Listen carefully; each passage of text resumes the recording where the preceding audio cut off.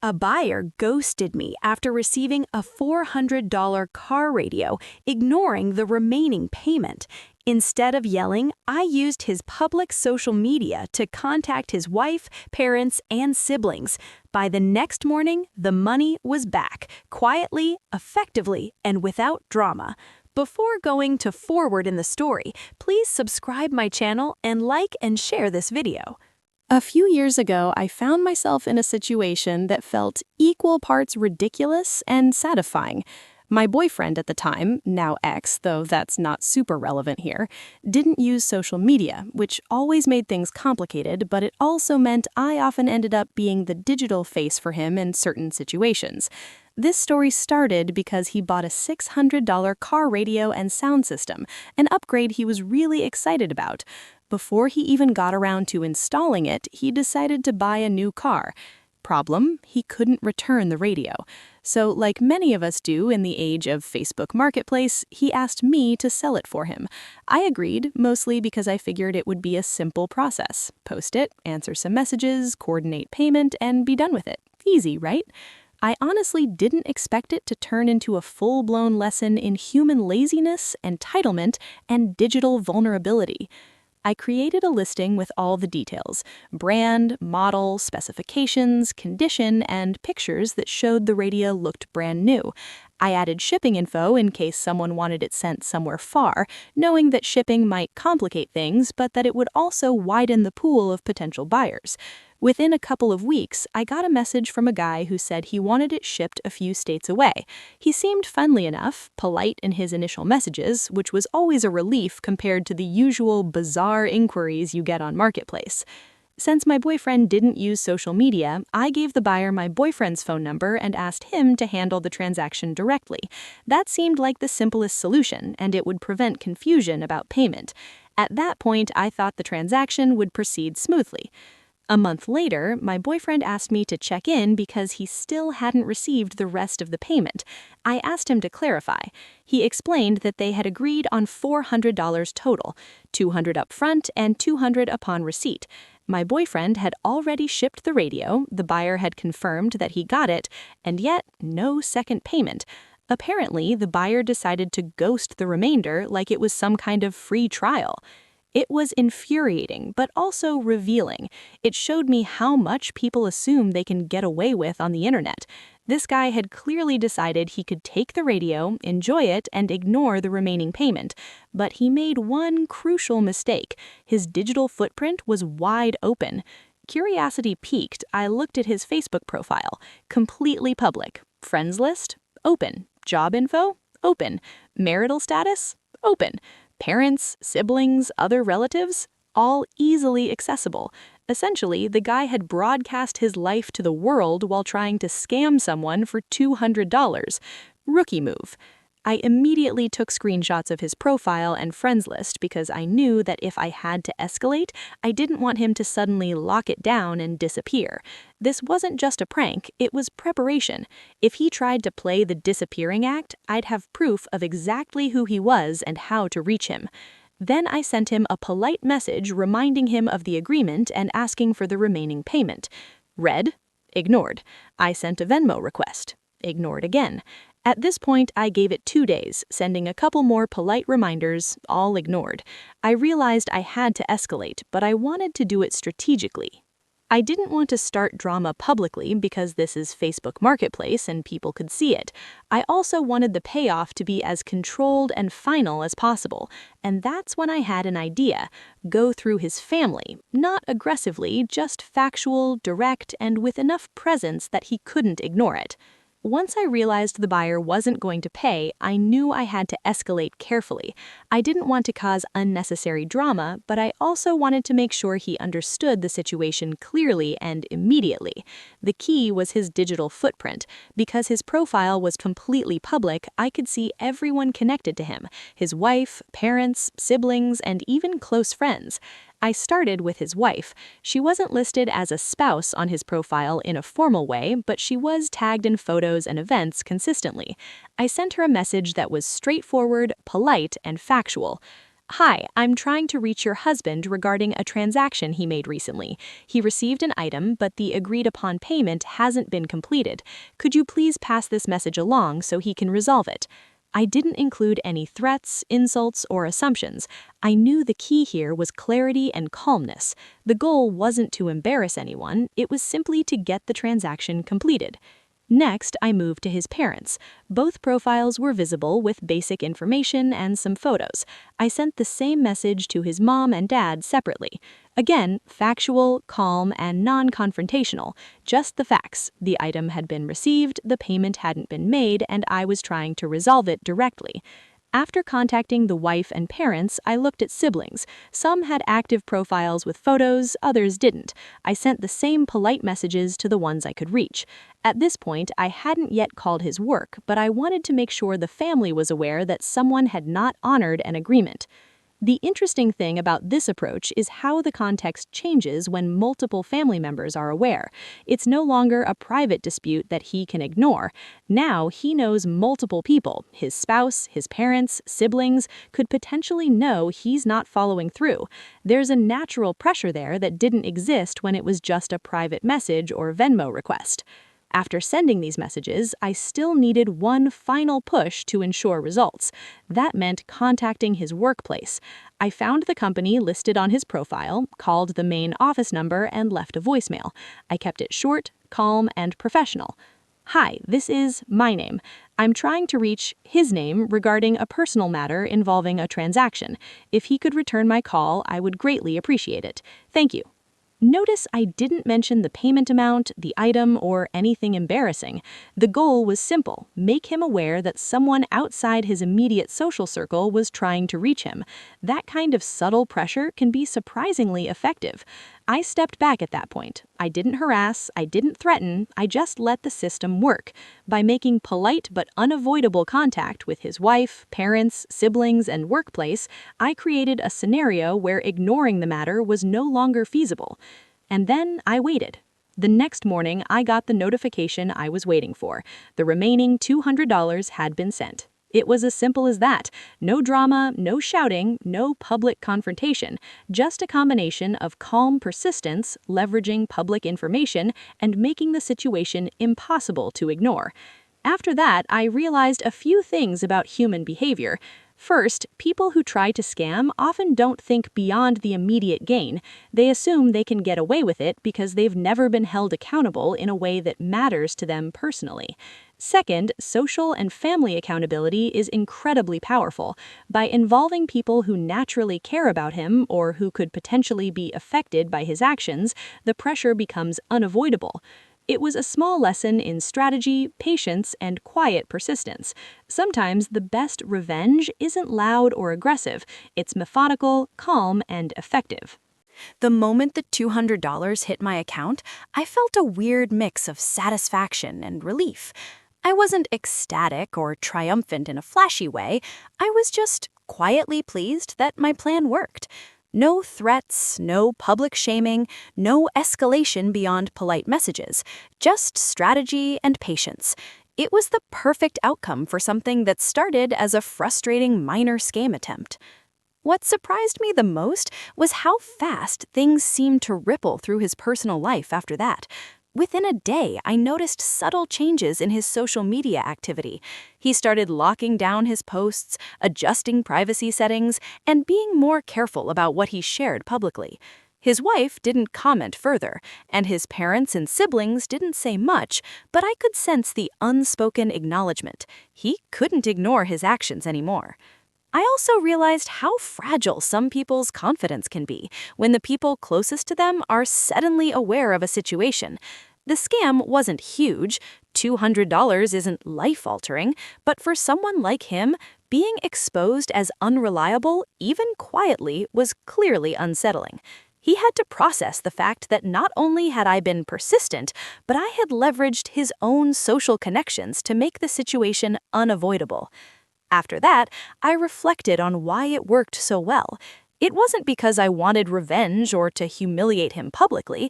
It was because I stayed calm, documented everything, and used logic and social accountability to create consequences. He made the rookie mistake of leaving his social media open and connected, and I used that to my advantage. That's all it took. I also learned something about human psychology. People respond strongly to social accountability. We all care, consciously or subconsciously, about how our actions are perceived by our loved ones. A private message or a single Venmo request wasn't enough to trigger that internal motivation to do the right thing. But when multiple people he respected, or who mattered to him, saw that there was a discrepancy, he couldn't ignore it. The whole situation left me thinking about how many times people try small scams or shortcuts online without considering the consequences. Most of the time it works, or they assume it will. But when you combine patience, strategic outreach, and a little creativity, it's amazing how quickly accountability can appear. Interestingly, my ex didn't expect me to escalate the way I did. He was surprised, almost impressed. Not in a, wow, that was petty way, but in a, holy crap, that was clever and effective way. And honestly, that recognition felt satisfying. Not from a vindictive perspective, but from knowing I handled it calmly, methodically, and successfully. From that point on, the buyer's behavior seemed to adjust. He never tried to scam anyone else publicly that I knew of, and I wouldn't be surprised if his family quietly gave him a hard time once the story got around. It was a subtle but firm lesson in respecting agreements. Reflecting on the whole experience, I realized it wasn't about the $200 anymore. It was about the principle, the lesson, and proving that manipulation and avoidance only work if the other person allows it. By documenting everything, staying patient, and using social leverage subtly, I didn't have to raise my voice or escalate publicly. And honestly, it felt like a quiet, smart victory. In the weeks following the incident, I noticed small but telling changes in the buyer's behavior. It wasn't like he apologized or admitted fault outright, but he started being more careful online. His posts became more private, his friends list was suddenly restricted, and photos that were once visible to the public were now shared with a select group. It was clear that the subtle pressure I had applied, the messages to his wife, his parents, and his siblings, plus the voicemail to his work, had forced him to reconsider how transparent he wanted to be. Even beyond social media, the incident seemed to leave a mark on how he interacted with others. When he later messaged someone for a minor transaction, he was much more direct and seemingly cautious. I didn't need to monitor him or check in. The lesson had stuck on its own. It was almost impressive how quickly people can adjust when accountability is unavoidable. I also thought a lot about the ripple effect on his family dynamics. It's not my business to judge, but from the outside, it was clear they had questions. Messages I sent were factual and polite, but that doesn't erase the fact that multiple people knew about the missing payment. I have a feeling that Thanksgiving and family gatherings afterward were slightly awkward for him. Not because I orchestrated drama, but simply because he couldn't ignore that his behavior had been noticed. Meanwhile, my ex, who originally owned the radio, was grateful and a little amazed at how effectively I handled the situation. He admitted he would have been too nervous or impatient to take the steps I did, and that gave me a small sense of validation. It reinforced something I had already known. Sometimes patience and strategy work far better than confrontation or anger. It also made me think critically about online transactions. Facebook Marketplace, Craigslist, eBay, these platforms are convenient, but they come with risks. People assume that ignoring payment or bending rules will go unnoticed. Many times it does, but leaving your personal details publicly accessible like this buyer did is a mistake. You can't assume that everyone is naive or passive.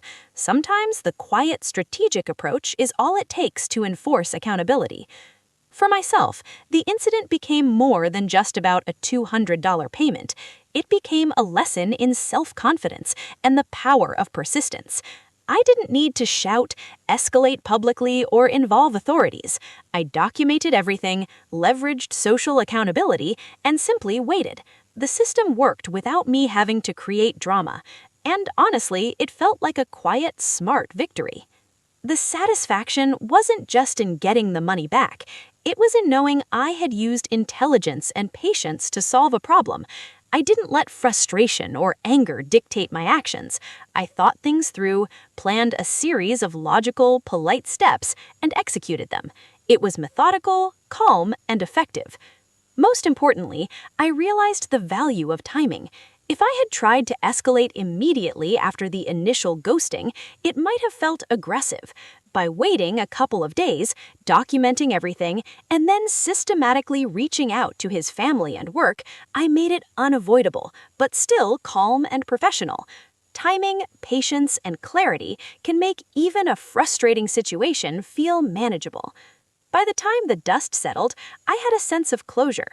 The $200 was back in my account, the buyer had learned a quiet lesson, my ex was relieved and impressed, and I had proven, quietly and methodically, that ignoring agreements doesn't go unpunished if you know how to leverage available tools correctly. Looking back, the incident taught me a lot, not just about online transactions, but about human behavior and the power of patience. One of the biggest takeaways was how people react when accountability is unavoidable. The buyer could have simply paid the $200 initially and avoided all the subtle embarrassment that followed. But instead, he tried to ghost, thinking it would be easy. The result? The very tools he left exposed, social media, publicly visible connections, became the mechanisms through which he was held responsible. I realized that patience and strategic escalation often work better than immediate confrontation. There's something satisfying about calmly documenting everything, waiting for the right moment, and then acting methodically. It's not dramatic, it's not flashy, but it's effective. In this case, the pressure didn't come from shouting or threatening. It came from factual, unavoidable reminders that his behavior had consequences. Another lesson I internalized was about social accountability. Humans are wired to care about how we're perceived by people close to us. By simply reaching out to his wife, parents, and siblings, I introduced an accountability system he couldn't ignore. He didn't need to publicly admit fault, he just needed to navigate the situation, and that was enough to motivate him to fulfill the agreement. It was a lesson in using social dynamics wisely and calmly. It also gave me confidence in my ability to handle difficult situations. Before this, I might have panicked or escalated impulsively. I might have sent angry messages or tried to publicly shame him. Instead, I stayed calm, thought strategically, and acted with intention. That sense of control was empowering. I realized I could manage conflicts in a rational, effective way without letting frustration take over. I think about this story sometimes because it's not just about getting $200 back. It's about principle. It's about fairness. It's about showing that ignoring obligations, even small ones, has consequences. The satisfaction didn't come from anger or revenge. It came from the quiet knowledge that I handled a frustrating situation calmly, effectively, and in a way that taught a lesson without unnecessary drama. And it's a lesson that has stuck with me since then, not just in online transactions, but in other areas of life. When people try to cut corners, take advantage, or ignore agreements, the first instinct might be to yell or escalate emotionally.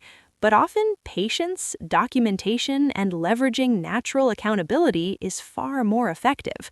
The quiet, calculated approach works better in the long run, and it's far less exhausting. Finally, it also reminded me of the importance of verifying agreements and keeping records.